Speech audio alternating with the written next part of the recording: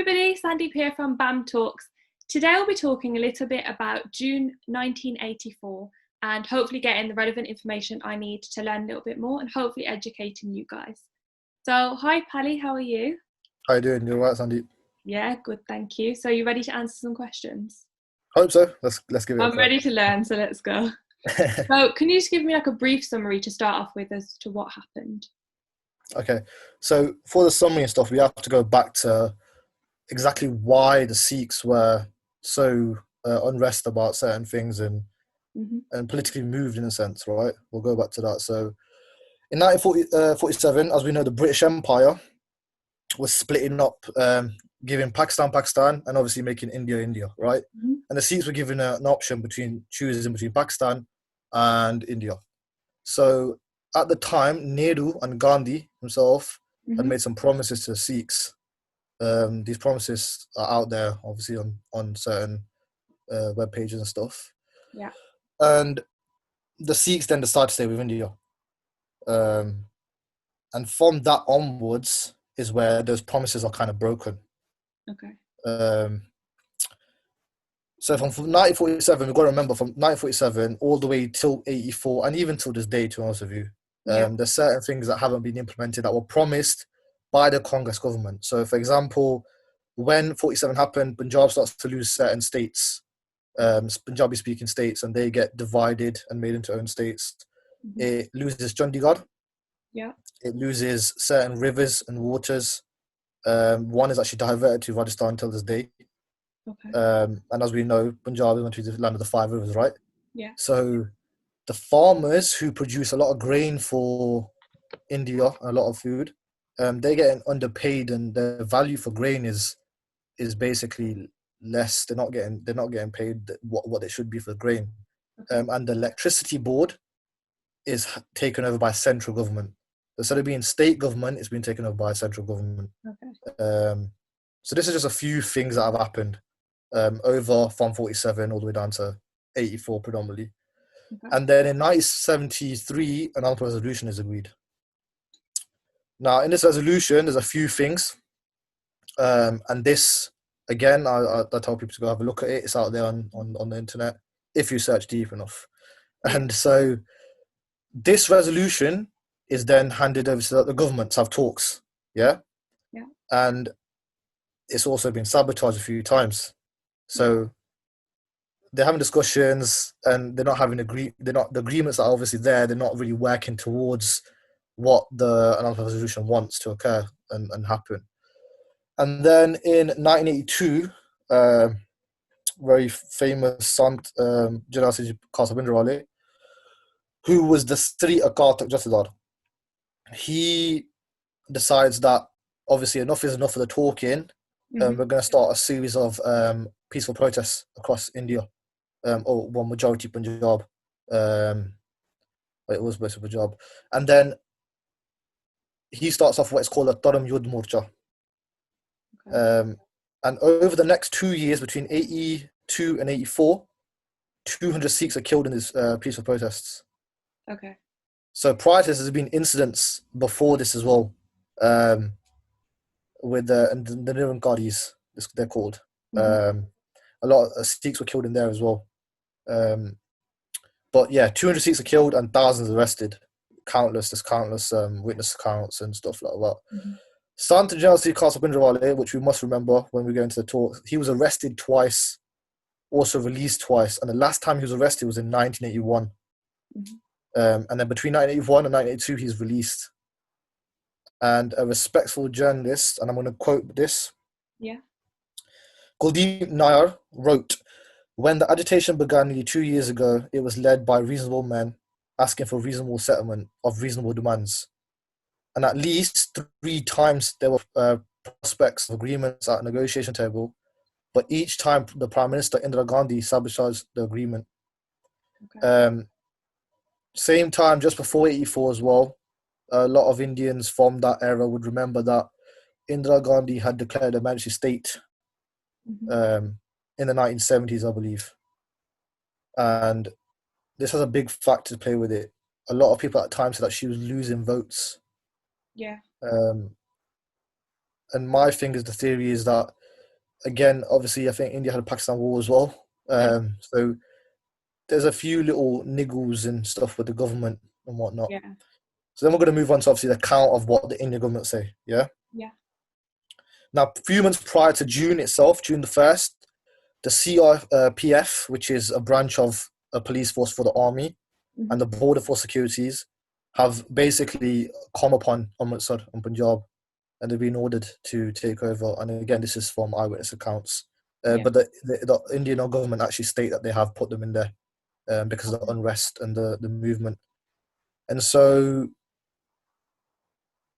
they're sitting in Amritsar, and the Indian army moves in on the June the 1st.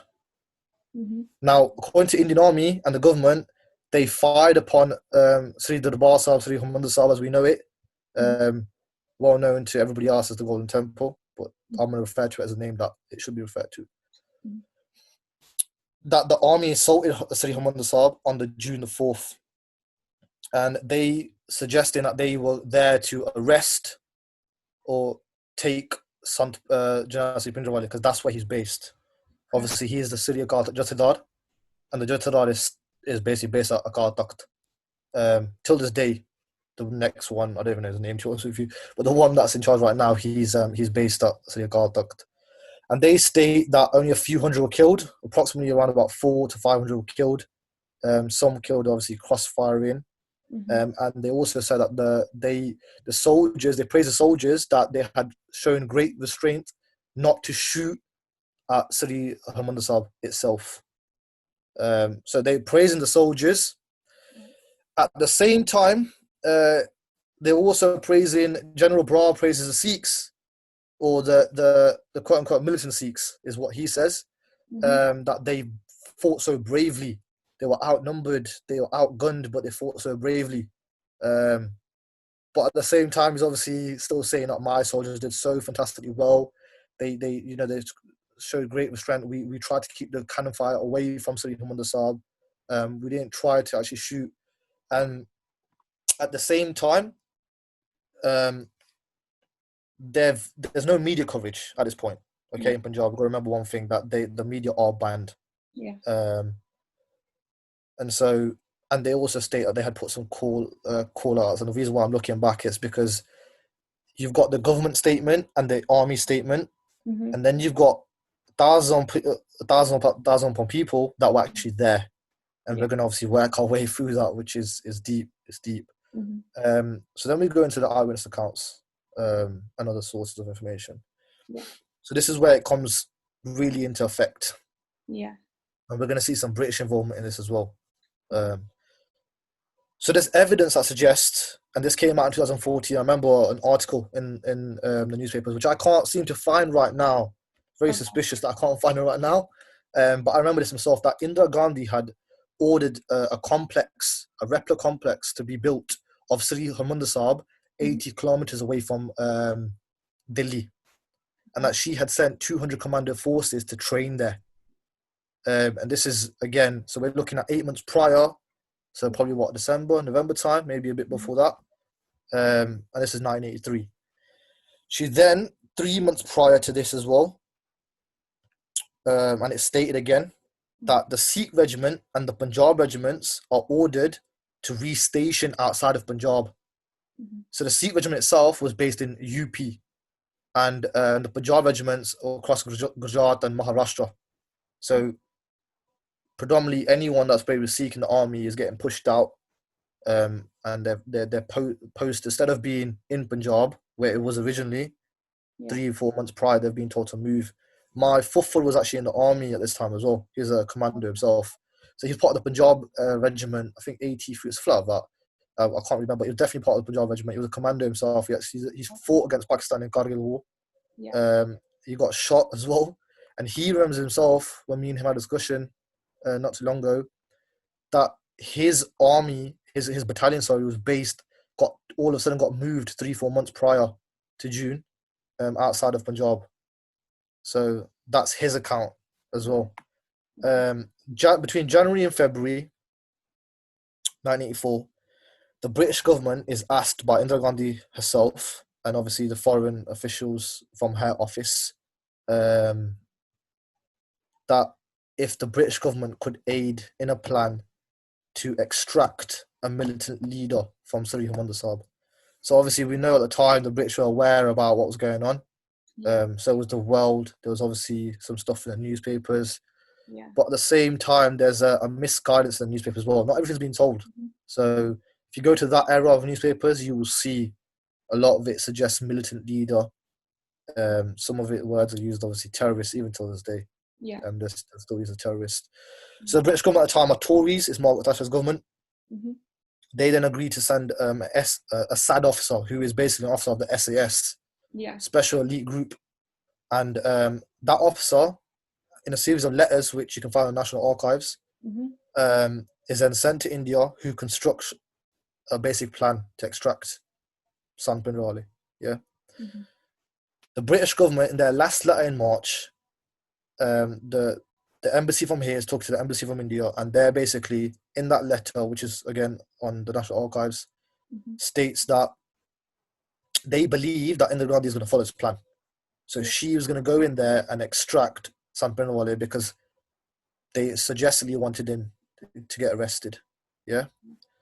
And so we're at this point now where prior to the attack itself, okay, they've sought advice from the British government, and all these documents came out in 2014. I don't know if you remember, Sandeep, but there was a uproar from the British Sikhs, yeah, and David Cameron was in charge, and he said that he was going to do an inquiry into it.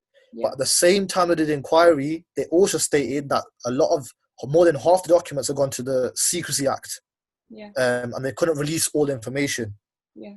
But the only information they did release was that there was an extraction plan. So now we're in June, and just before June, and the CRFP are outside. They're there. They're at Amritsar. General Sinha was asked by Indira Gandhi himself. He was a decorated general of the Indian Army. He was actually up for promotion at this time as well. If you look at his files, up for promotion. So he's asked by Indira Gandhi to carry an attack, an assault on Harmandir Sahib. Yeah? And he advises her that this isn't the best plan because it will cause communal uproar.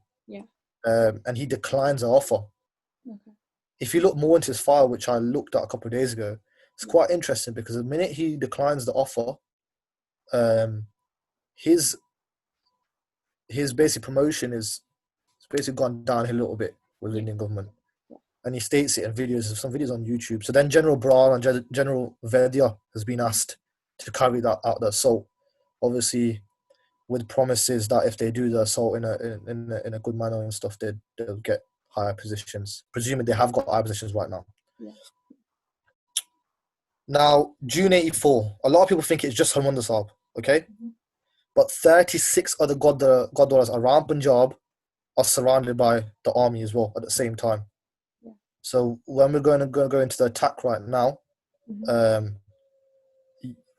at the same time that attack placed at Harmandir Sahib, the same exact time these attacks are placed across the whole of Punjab, but across Gurdwara. Again, the journalists are banned from Punjab, and this is concretely, I think the last journalist put something out on the June the 1st.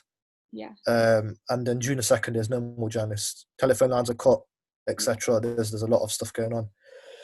So the Indian Army also stated by General Barrar's statement that it would take them 2 hours to carry out the assault if needs be, and that in 2 hours they would have the Sikhs on their knees. This is his words. Let's not forget that General Barrar comes from a Sikh family. So this is his statement. It's quite interesting to be fair, from General Barrar. And obviously, as the Indian state say, it's a security threat to have any journalists there. So exactly on June the 2nd, the journalists are taken away. So now we're going to go day by day from June the 1st. Eyewitness accounts, the CRFP and the Border Force Security, and at this time the journalists were still there on June the 1st. Maybe a few journalists, the ones that haven't been ushered out. A barrage of bullets start flying at 12:30 p.m. So we're looking 10 minutes prior to this time right now, Sandeep. So 12:30 p.m. shots are getting fired from the CRFP. And this don't stop until 8 p.m. on June the 1st. So again, Indian government states that they fired upon Harmandir Sahib on the 4th. Yeah. But eyewitnesses and a few journalists that were still there at this time have stated, no, actually, it was June the 1st they started firing. Okay. So we'll go into it and see what was going. No pre-warning was given that the firing was going to start. No one was told to leave Harmandir Sahib, etc. And there's obviously a curfew. A lot of people know there was a curfew involved at this time as well. But this curfew wasn't really strict at the time. But when this firing started, eyewitnesses say that the curfew was imposed there and then, that no one was to go in and no one was to come out. So at this time, we then go into June the 1st. No return fire is being given back. And when the head of the SGPC asks some Singhs that why are you not firing back? He's at Harmandir Sahib right now, yeah? The Singhs replied that Sant Janel Singh Ji Bhindranwale had given them strict orders not to fire back unless the Indian army evades Harmandir Sahib. Okay. So unless they come inside, we're not firing back. Yeah. And a famous quote, I remember from a long time ago, a famous quote, he says that if the paras jump out, the paratroopers jump out of their planes, until their boots are landed on the ground of Sri Harmandir Sahib, we are not firing upon them. Yeah. The minute their boots land on Harmandir Sahib, we'll fire upon them. And as you know, as a Sikh, to have your juttiyan, your shoes in a Gurdwara is very disrespectful to Sikhs, yeah? So we go on to June the 2nd, and obviously a curfew's already been imposed. Now this curfew is uplifted on June the 2nd. And eyewitnesses say that thousands per thousands travel to the Bar Sahib. So 8 Sikhs have been killed on June the 1st. And on June the 2nd, she makes a statement. And her statement, quote unquote, if I read here, I appeal, don't shed blood, shed hatred. That's her statement for the Prime Minister. However, she's ordered 10,000 soldiers plus to go into Punjab and 1,000 soldiers sitting outside of Sri Harmandir Sahib right now. She knows that she's ordered it herself. It's come out of her orders. Now, the 3rd of June, in the early hours in the morning, a 36-hour curfew is imposed. So the people that have stayed there for Sri Guru Arjan Dev Ji and to commemorate, they're all trapped. They can't leave. No one can go inside. No one can go outside. Yeah? And right now, where they estimate there's a few hundred people, me and you both know when it comes to these, Gurpubs or Shahidi dates or anything, there's a lot of people at the Gurdwara. Even the UK, there's tens of thousands. So eyewitnesses, accounts and reports from eyewitnesses say that there was thousands. They can't even count how many people were in Harmandir Sahib. And we've got to remember, these are civilians, yeah? They're not part of Sant Janel Singh Ji as Dana Morcha. They're not part of him. They've not got the guns, or the weapons. They are Matari Singhs, of course they are, There's some that are not Matari, but these are just Sikh civilians that have come to the Sri Harmandir Sahib at the time. So Indira Gandhi makes another statement, and she's stating that she wants peace. She wants peace, And at the same time, the telephone lines are cut from Harmandir Sahib. So people that are making phone calls outside between June the 1st and June the 3rd now realise that we can't make phone calls. Everything's been cut out. June the 4th, like the Indian Army states, they start a full-on attack on Sri Harmandir Sahib. We're talking gunfire, we're talking shells, full flow, they bombard it. And this starts at 4 a.m. Now, 4 a.m. for Amritai Singh, or a call, is a very important time because that's when they do their prayers, morning prayers. So at this time, I can only imagine that the Sangat had probably congregated, the civilians are probably congregated, and they're doing their prayers. I can only imagine that this would have happened because this is a norm in any Sikh household. And so the shelling starts. So the shelling starts as the helicopters above Harmandir Sahib, and there's gunfiring, a lot of gunfiring. And eyewitnesses, it's like a nightmare. Like there's a student there at the time, and she's saying that it's unbearable. You can't imagine it, how it was, how it was occurring. So this continues. It's a 24-hour cycle. Mm-hmm. We've got to remember that they stated it would take them 2 hours to get into the Barsab. Mm-hmm. On the 5th of June, after Indian armies are taking severe losses as well, there's a famous story I'll go through with you in a minute. There was his name ended up Shaheed by Raj Singh, but his name was Raj something before. He was a Hindu soldier. Mm-hmm. And eyewitness accounts state, and even army soldiers in the end, later on in the years, Yeah. Raj Singh goes into Harmandir Sahib, right? Mm-hmm. This is between the 4th and the 5th, okay? He's going into Harmandir Sahib with his gun and he's firing. All of a sudden, he turns around and shoots back at his soldiers. His comrades that he's been fighting with, his brothers that they go into, for some reason, something twists him, and now he's shooting back. He was then later renamed as Shaheed by Raj Singh. Yeah. So, whatever caught onto his head or his soul, we don't know. Maybe seeing that image of, I don't know, I can probably can't even comprehend, right? If I was standing there right now watching this holy shrine, which is known in the whole of India, the whole of the world, getting tank cannon fire pelted at it and so forth, and rocket launches at it. You know, there's gunfire everywhere. So, 5th of June, 13 tanks enter Sri Harmandir Sahib with the soldiers. Mm-hmm. And the fighting is continuing until 10 p.m. at night. Yeah, this is again eyewitness accounts. Mm-hmm. Tanks are firing at Sri Harmandir Sahib and Sri Akal Takht. And eyewitnesses say that they could see the Guru Granth Sahib Maharaj ripped in pieces, just flying in the air of Gurbani. Now, me and you both know how sacred the Guru Granth Sahib Maharaj is to the Sikhs. Yeah. So just thinking about that for a second, there's thousands of people saying this. That's what we've got to remember. There's thousands of people saying this against the Indian Army account, the Army and the state account. There's witnesses that saying it. It's not just one witness, because if it was one witness, we would say, okay, but it's one versus soldiers, right? Mm-hmm. These are civilians that are not a part of no movement. Yeah. They've just come to do prayers. Yeah. And they're saying they can see the Guru Granth Sahib Maharaj ripped up in pieces. They can see flying pieces everywhere. Mm-hmm. That's how bad it is. And the cannons start firing at Sri Akal Takht as well.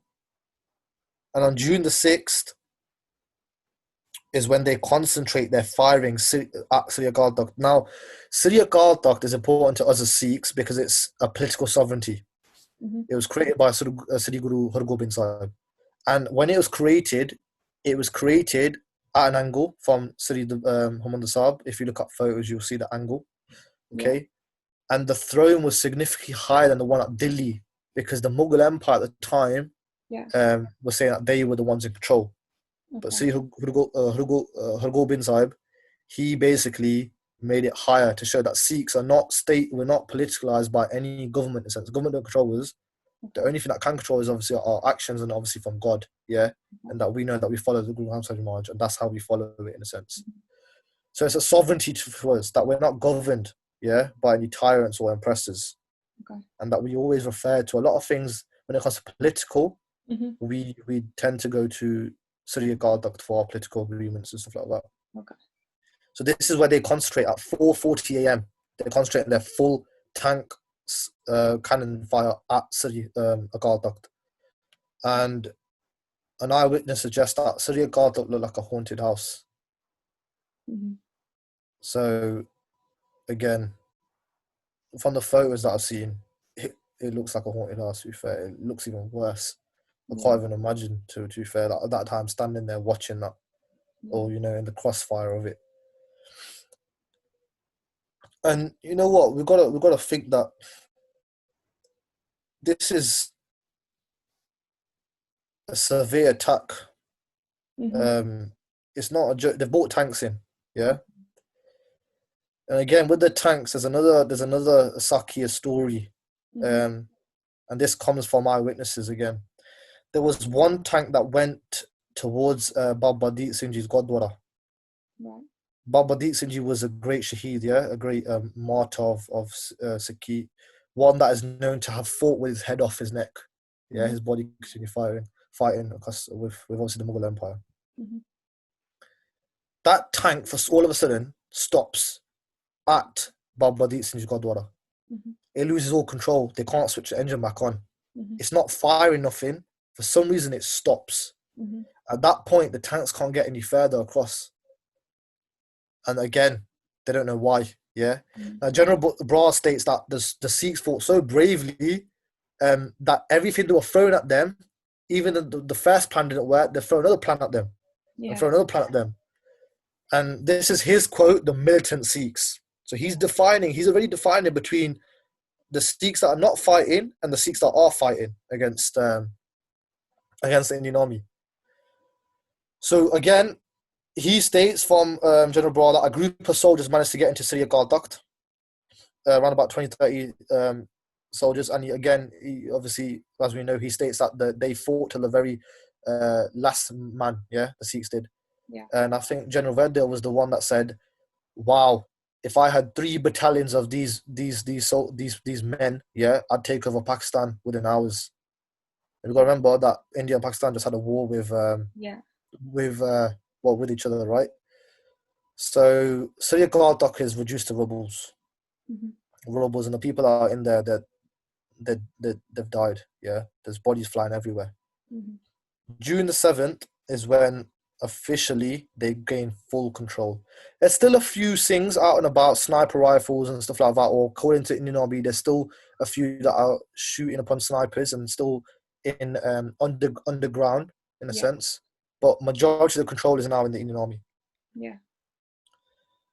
Now, when we go back to it, when we do ask the question, and I've asked this question before, is the head of the Sikh library, and witnesses state that the Sikh library was on fire on the 7th of June. It basically was put on fire. That's what they suggest. Okay. And that pilgrims that have obviously gathered, have been told there won't be no harm done to them if they leave from where they're hiding. Okay. Now, India's account to this, or Indian Army account, sorry, for my apologies. India's Army's account is that the Sikh library had caught on fire in the crossfire. And they state it happened a few days before, between when the Cannon fire was happening. But eyewitnesses and the library's head himself says no, it happened on June the 7th. And I can recall it happened on June the 7th because I'm panicking. Because he said there was 20,000 plus artifacts and stuff have burnt. They also say that gold goes missing from the library, which is a very interesting fact, to be fair. Like, gold went missing. So when those civilians are told to come out and they've been told, look, you won't get no harm done to you, etc. Okay. Eyewitnesses then say that a lot of the Sikh men was tied with their turbans and with their hands behind their back with their turbans. Now, obviously, I'm wearing a Damala today. Anyone puts a hand on a Sikh man's turban, it's a major disrespect. But these soldiers have tied their hands, those people's hands, with their turbans. Okay. At the same time, they're throwing poisonous gases at them, so tear gases. At the same time, these guys are coming out the dorms, coming out of the restrooms, coming out the toilets, wherever they've hidden, and grenades are getting thrown at them. There's again referring to a woman who's a witness. She says this, but there's countless of statements that I've gone through, that women were raped. Women were raped, and that babies were thrown into the air, man. And it goes down to the fact that, again, you lot of the Indian Army and the Indian government have put a very short statement of exactly what happened. Okay, a very short report. But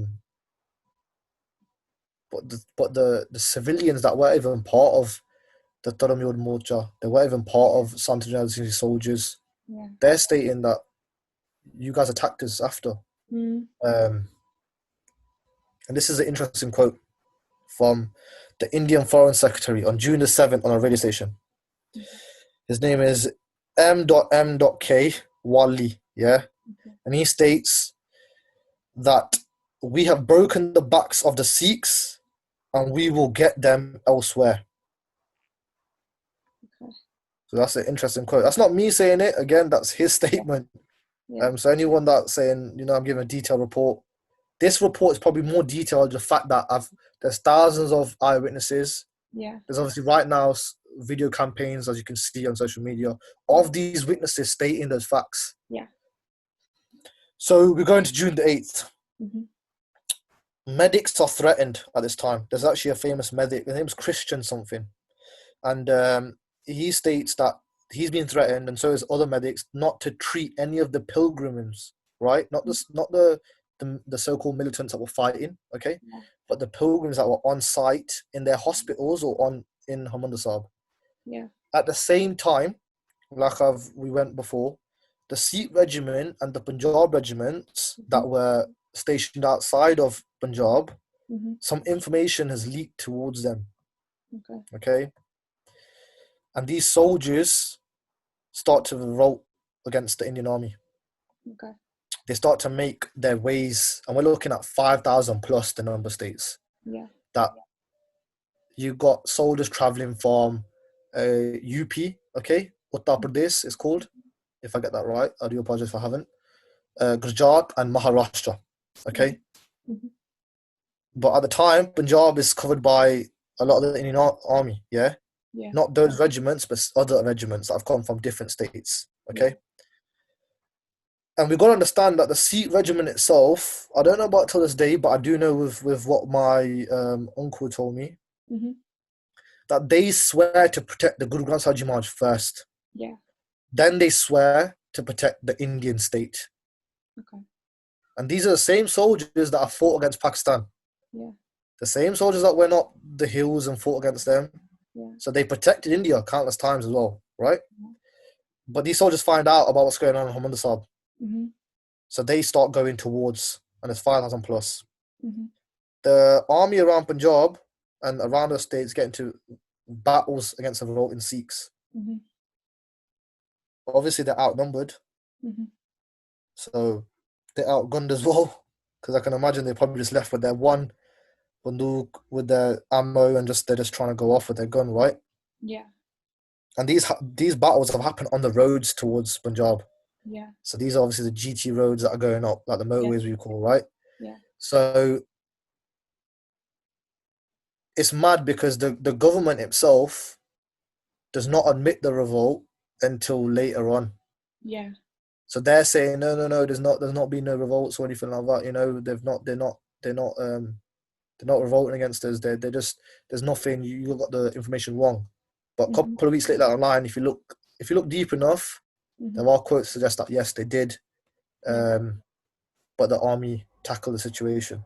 Yeah. So again, the army's given praise for tackling these Sikhs that are going against the Indian state, apparently.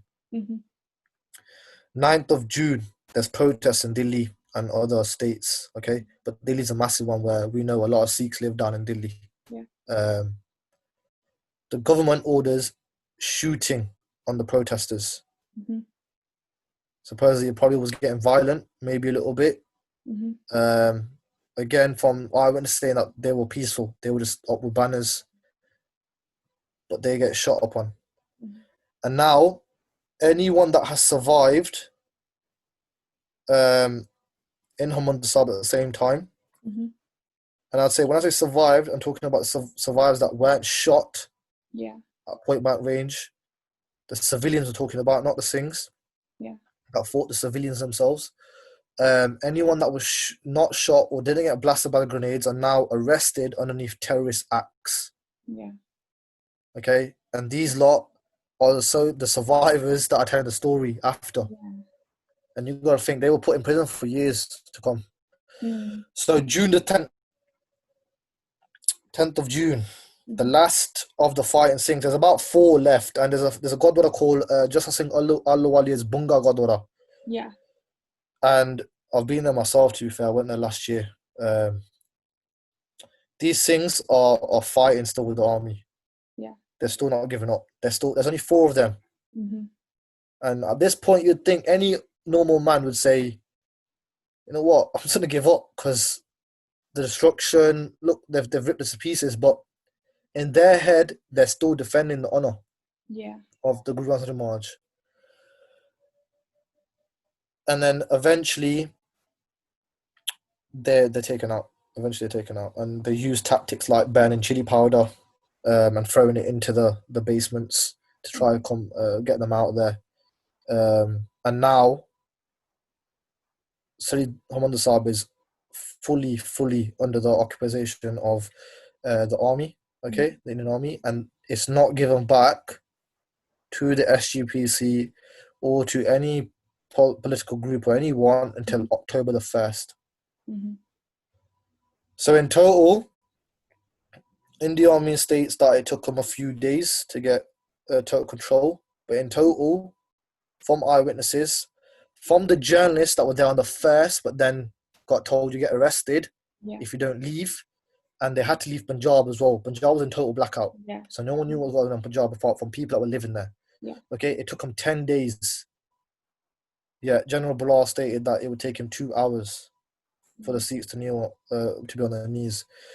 But that little quote from the Indian Foreign Secretary is very interesting to me. And this summary is based on, like I said, the Indian Army, their summary, and the Indian government at the time, and then the eyewitnesses. And this information is obviously out there on a lot of websites. Now, obviously, when we got into conversation, like we were saying before, I found it very hard in the beginning to try to get this information. I had to look very deep to get this information. Anyone puts in 1984 on Google, and please try it yourselves, you will see the word terrorists, militants, separatists. These words pop out straight away, and this is from articles of obviously British articles as well as Indian articles. So you have to look a bit deeper than anything. And I think with any research, you have to look a bit deeper. So it's quite interesting. And it took them 10 days. They stated it took them a few days. They stated they fired on the 4th, but eyewitnesses they started on the 1st. They're not admitting the revolt of the Sikh soldiers until a couple of weeks later. So like I said, the funny thing is that I would say I'm blessed and not blessed at the same time. But my own uncle, my fuffud himself, he was actually part of the Punjab regiment himself, so he remembers when they were based and told a few months prior to leave Punjab. So that's a little summary for everyone, really. Yeah, that's really helpful. I mean, like, I always find that I don't feel like I know enough. So it's interesting just to have that knowledge. I feel like that is important for us to have. One question I did have for you is kind of when and how did you come to learn about all of this? So personally for me, I was tasked with something when I was about 13, 14 in school. Part of my GCSEs, I was tasked by my English teacher to come up with a hero, right? And my dad was sort of brought up in that era. He was quite young then. But he's seen some of it. And we've got a photo of Sant Janasi Nibaral in my house. At this time, I'm not really into my faith. So as everybody else, Sikh families, your mum, they tell you, go to Gurdwara, pray, Babaji's going to give you everything if you pray there. I was just into playing my sports, stuff like that. But when this task came onto it, I sort of did a presentation. And I wanted something that was out there. Because even at the time that I wasn't fully, even right now I'm on a path. Everybody's on a path. That's what I believe. So even though I hadn't taken the path, I was probably on the beginning of my path then. I decided to have a little look at 84. And I found out some information on my own accord. And then later on, when I turned 18 is when I decided a few months after my 18th birthday, I was going to grow my hair. And sort of start this path fully and go into myself. And that's when I started researching a lot more into it. And during those years, you have the Rajwana movement, I Pledge Orange movement. You have, I think is it Bapu Surat Singh? I forgot his name now. I apologise, but the one that was on hunger strike. I think he's still to hunger strikes of the day, but they force fed him, I believe. There's a lot of movements happening at the same time, so I take more keen interest into it. And then a lot of this stuff I obviously knew as well, Yeah. But then when you decided to obviously go on BAM Talks and put the poll up, and a lot of people said yes, is Yeah. when I went, okay, if we're going to do this talk, I'm going to go back with facts and what I knew when I was 18, 19. Yeah. So I looked into myself. No one really came to me and said, oh, Paddy, this is what's happening. You need to get on it, Yeah. etc. I went into myself. And like I said, the information that I found, again, this information, I found it a lot easier when I was 18 Yeah. to go on to Google and type it. But the minute I type in Janelle Singh Bindrawale or Janelle Singh Bindrawale or some Janelle Singh Bindrawale, 84 or anything, the first thing I always see, and you have to go through pages of it, man. There's pages and pages. Yeah. It's just terrorists, separatists, and it's one side. It's one side. Even to this day, it's today, like as in a couple of days ago, like I was saying, it's bad, man. Like you can't get hold of information, and a lot of it right now is on a lot of sites which I'll mention after, and people can have a look at themselves. Okay, so do you feel as if you now get kind of judged at all like they would have in 84, so for being militant? You know what, this is an interesting question. It's interesting because when I started officially on my little path of growing my hair and looking at Sikh a little bit more, when I started talking about 84 and the knowledge I had on it with just normal people with Sikh faith, I'm talking about people from our same faith, Yeah. They'd hold me as an extremist. Yeah. You've got extreme views. Yeah. And say that I'm a separatist. Yeah. The thing is, at no point was mentioned by Santaji until the actual day of the attack or the day before the attack that if you probably heard the word Khalistan. I don't know if you've heard of it before. Yeah. And it's meant to be the land of the Sikhs, yeah, or the Sikh homeland. Okay, that's what they call it, or this day and age call it that. Yeah. Now the word Khalistan was actually not even mentioned on a recording that I've gone through until the day prior to the attack, and that quote unquote was from Janelle Singh, and he said that if the Indian army decide to attack Harmandir Sahib, then the foundations for Khalistan will be laid, meaning the movement for Khalistan will be laid. Till 84, all he ever fought for was the Anandpur resolution. Okay, and at that point in the Anandpur resolution, it doesn't mention a separate country at all. It mentions an independent state with its own government, obviously going and linking back to the central government, but it does not mention a separate. So me getting called separatist and stuff like that, you got to imagine that this is people that I'm trying to like talk to about the situation, and they're saying, just like right now, I can say like with the Black Lives Matter movement, that there's people coming out with all lives matter. Like, guys, we know all lives matter, yeah? Everyone lives matter. We're human at the end of the day, it's humanity. Yeah. But with what's going on in America itself, it is Black lives. Yeah. The point is the police brutality and the system. Yeah. It is biased. Yeah. So that time I was 18, 19, people say, and you know what, I'm quite surprised, Sandy, like, this is why, you know, when we had discussions about that, is that I've never seen this amount of social media campaign, since I actually took this path. Yeah. But when I took this path, I took the path of Sikhi, not 84, because I'm not on the path of 84. I'm on the path of Sikhi itself. And Sikhi means to learn. We are Sikhs. If you define yourself as a Sikh, and it's to anyone, okay, the true essence of it is always learning, always evolving. Yeah. In the media, we're told that a star is someone that just has mucha or very light trim beard, yeah? Yeah. Because the singers all follow it. It's the norm. Kurta pajama, you know what I mean? Shawl across your shoulders. That's what Sardar is. Very cultural. Yes, very cultural, right? Yeah. But you go back 40 years. Yeah. And a Sardar look like this. Yeah. This image right now. Yeah. Full dari. Yeah. Bag the mullah, etc. Okay. Yeah.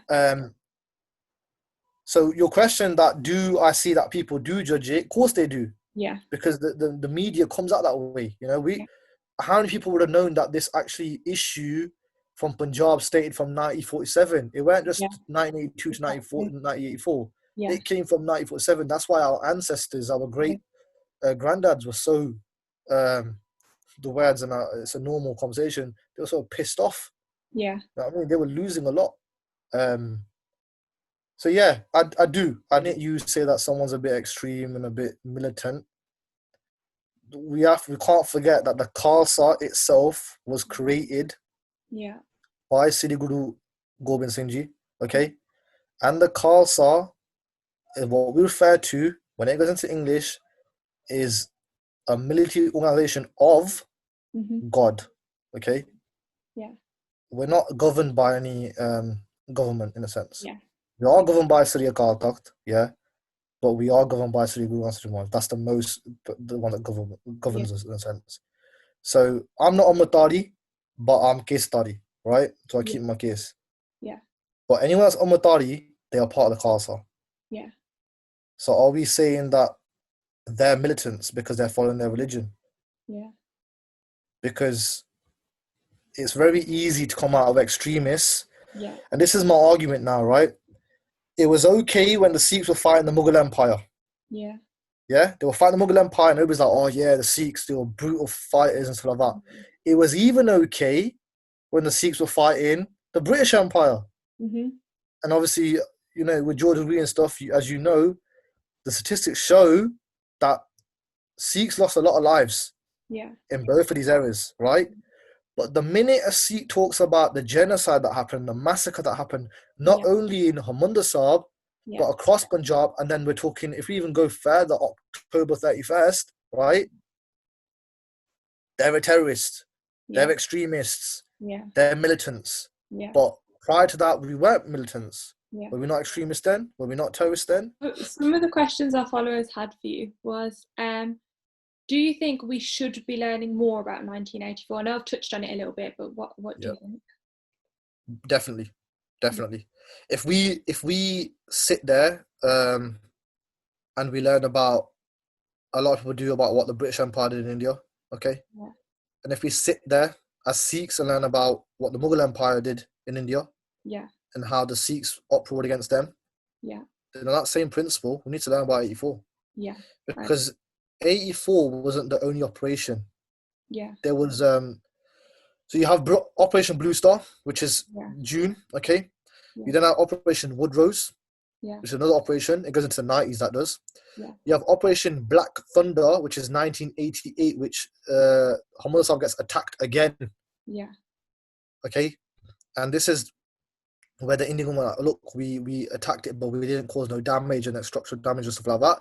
You have Operation Black Thunder 2, which is another operation. When someone asks me, do we need to learn about it? Well, if we're learning about other genocides and how justice has not been brought, then 100%. Just look at the facts. That's what I'm saying. Look at, I'm telling people, look at what the Indian government says, what the Indian army have said during the attack, and then look at the eyewitness accounts that have come out. You know, they've come out and they've stated a little, when I say a little bit, I'd say totally different to what the Indian government states. What would you say to fellow Indians who believe the Sikhs were the terrorists? So this is a thing that, as part of the people that say you're extremist, in the past I've got asked before, So I'm just going to pull out a little quote. Well, not a quote, what the reference of a terrorist is. Just through Google, terrorism. The unlawful use of violence and intimidation, especially against civilians in the pursuit of political aims. So we know, facts on facts, that Janelle Sanjeev Bhindranwale starts the peaceful protests in 1982. Okay? 200 Sikhs are killed, but no police officers injured or stuff like that, or shot upon from the Sikhs on these protests. Okay? Right? Thousands arrested, at these peaceful protests. Prior to this, there's been unrest already from 1947. I'm just giving obviously the evidence behind it, okay? Now, according to that suggests that he or his followers would have to do a lot to the civilians in Punjab at a time or across India to call it a terrorism act. Okay? There's no proof that suggests that. Okay? He was arrested twice, from the Indian government. He was released twice from the Indian government. He was arrested in 1981. Okay? So if you've arrested a person that you believe that is a terrorist, okay, and we're talking about June here, not after June, we're talking about June and prior to this. Why would you release him, Sandeep? It doesn't make sense. So you have him in your hands twice here, right? But you release him twice, okay? And that definition there is against civilians, right? So then I asked the question, who's the real terrorist? Is it the state government that then sends the Indian army into the Hamundasab with 10,000 soldiers, which uplift the curfews and allow civilians to go in? Is it the state government from what civilians are saying? You shot upon us, you threw grenades at us. We wasn't even part of it. We were there to pray, right? You killed babies. You raped women. Or is it a couple of hundred Sikhs, right, that were preaching about Sikhi, and telling people that, look, this announcement of revolution that the civilians have agreed upon, obviously we've tried so many negotiation tactics with the government and they're not listening, right? And so, we're going to try this peaceful protest thing and we're going to start protesting in the state, okay? Now, one thing that I missed out on, Sandy, was that on June the 3rd is when the Akali Dal at the time, which was a political party, as a last resort, they stopped the grain going into India. So the food war supply stopped. Now, my question is that why June the 4th they started attacking? Because the trucks weren't leaving Punjab. Do you know what I mean? So let's try to believe people are actually there. And the same matter, I just recently showed, I don't know if you saw a video on my Instagram, the Boston police was caught with a truck full of bricks. I don't know if you saw that in their pickup truck, right? Brand new bricks. They've got gloves on. Later on, it's known that the cars have been smashed around those area with bricks. This is at the same time the riots are occurring in Boston. Okay? Because of the Black Lives movement, right? Evidence adds up to suggest that something's not right there. Do you know what I mean? It wasn't, I don't think it would have been the protesters. Because why is a police officer, two police officers got a pickup truck full of bricks? Prior to the riot that occurs in that state or that area of Boston. This is why I say, if you sit there and you believe everything that's fed to you, which is fine, that's how you see things. And if you look at it this way, then of course you're going to look at it, the Sikhs were bad in this thing. I think definitely it's important to note that, like, everybody who, like, we're talking to today, like, has their own mind. Like, you have the ability to look at things, research. Like, at the end of the day, we have our phones in our hands all the time. We can look for that information and we can make our own judgment.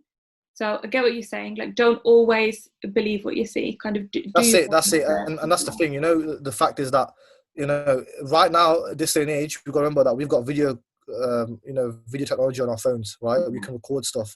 At that time, we didn't really have that. Any video cameras were obviously in journalists' hands. Any photographs were taken after, prior to this. There weren't mobile phones that you could just switch up and start recording. If there was, I imagine it'd be a different story. It'd be a different story. But this is something that I've come up on my own accord, and I've just used witness accounts, and I've made my own mind up that actually what actually happened, because it's interesting to me, because I'm a Sikh. And I need to know about this. So to them, question is, who was the real terrorist? Was it the thousands upon Indian army that invaded the Warstab and killed civilians as well? Because there's proof they killed civilians, and not hundreds. We're talking not the 400 they accounted for. We're talking about thousands here. Or was it the Sikhs that were actually asking for some reasonable demands that the state didn't want to give them? You know what I mean? So it's up to people to make the judgment. Yeah, exactly. It's definitely something to leave people with a bit of like food for thought and just like have a think of like by yourself. But Yeah, thank you definitely. so much like for that chat. Like I found it really, really eye-opening and No problem. interesting. No problem. Definitely something that I wanted to learn more about. Yeah. And just to like our followers, I know this isn't the typical type of video we try and do, but it's just like I said, it's just Pally's opinions and what Yeah. he's learned, and just me asking a couple of questions and trying to learn a little bit more about it. Thank you so much, Pally. I'll speak No to you problem. soon, okay? No problem, Sandy. See you See later. you. Okay.